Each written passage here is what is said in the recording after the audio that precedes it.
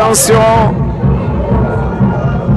kufura nziza cyane nka penalty neza neza. Attention reka turebe Watoro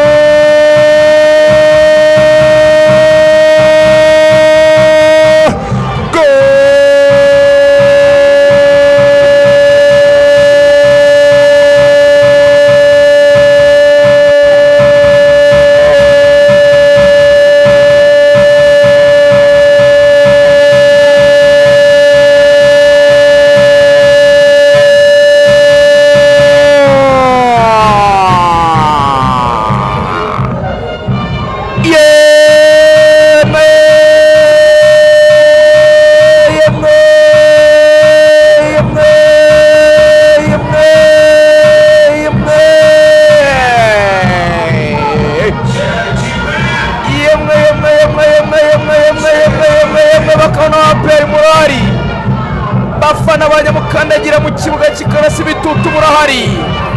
Muhaguruka abafana ba APR muzunguza amadrapo, muhaguruke muzunguza amadrapo, mukoma amashyi, muririmbe muvuze amavuvuzera, aho muherereye hose mushimire Sheikh Djibril Ouattara. Kufra inziramugozi, kufra sans fil, kufra yayiduterana n'umuntu ukoze ikijugunya mushundura. Wow, wow, wow, la vie, this is so nice. Igitego cyiza cyane kabisa cya Ouattara. Umupira ko twayivugaga adateresheje imbaraga nyinshi Ruvuyanga, ateruye gatoya ahitaraho gardien yarahagaze kuko gardien yaramusigiye icyo bita deuxième porte, umwanya munini cyane. Hahandi gardien aba ahagaze yasize ikindi cyanya kinini mu izamu.